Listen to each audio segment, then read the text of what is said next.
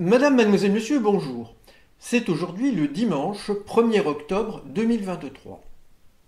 La chaîne LUFOS sur YouTube a publié une vidéo très spectaculaire d'un engin volant non identifié survolant Disneyland le 11 août dernier dans la nuit. Cette vidéo nous montre, selon moi, un véhicule volant triangulaire équilatéral appartenant à la flotte des envahisseurs extraterrestres gris que je dénonce depuis 2008. Il est intéressant de noter que cet engin survole à très basse altitude, ce qui a dû impressionner les observateurs à Disneyland USA, une installation qui ressemble à une sorte d'arche gothique avec une section en haut horizontale et puis une sorte de feuille décorative. Je ne sais pas ce qu'elle représente pour Disneyland, mais les êtres gris savent détourner dans leurs opérations d'influence des objets, des architectures, des éléments du paysage, des noms de lieux, à des fins de faire leur propagande pour finaliser leur plan apocalyptique. Alors, cet ovni triangulaire équilatéral, avec 3 lumières aux angles, est censé aussi suggérer la Trinité chrétienne, qui est selon moi une imposture, le Père, le Fils, le Saint-Esprit, avec Dieu, le Père, au milieu. Cette représentation a été abondamment employée par les êtres gris dans de nombreux crop circles depuis plusieurs dizaines d'années maintenant, et encore cette année, dans un crop circle le 13 août, c'est-à-dire 2 jours après cette apparition, au Royaume-Uni.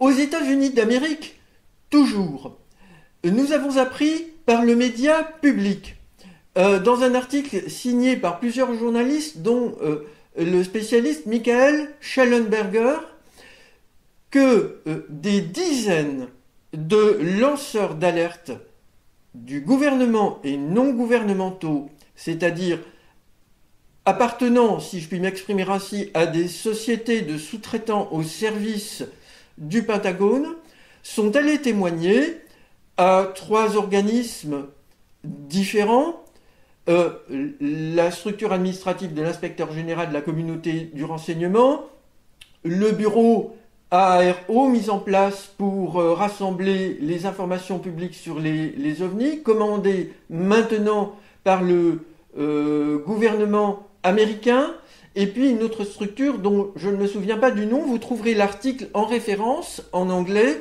en américain, sur le dossier de cette vidéo. Et ces dizaines de lanceurs d'alerte, donc, dénoncent, rapportent des faits qui corroborent les allégations, les déclarations, les affirmations du lanceur d'alerte, le colonel David Grush, concernant la possession par le Pentagone de débris d'engins extraterrestres et d'échantillons biologiques non humains, avec aussi des accords passés avec des sous-traitants privés pour faire de la rétro-ingénierie dessus. Donc vous trouverez des informations très détaillées dans cet article en anglais que vous pourrez traduire par exemple avec le traducteur en ligne de Google. Nous avons appris enfin que l'inspecteur général de la communauté du renseignement aux États-Unis d'Amérique a répondu le 15 septembre brièvement au représentant chef de la sous-commission de surveillance qui a interviewé David Grush et 2 autres pilotes témoins d'OVNI le 26 juillet dernier.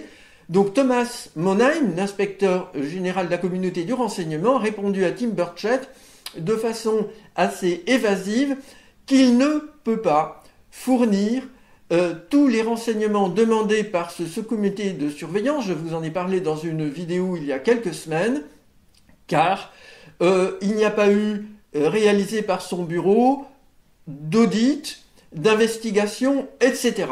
Donc cela donne le sentiment que cet inspecteur général de la communauté du renseignement, qui a reçu d'après David Grush, des documents, des noms, des éléments très précis, ne veut pas les fournir au public en prenant prétexte de ces éléments. Ça, c'est moi qui interprète son comportement.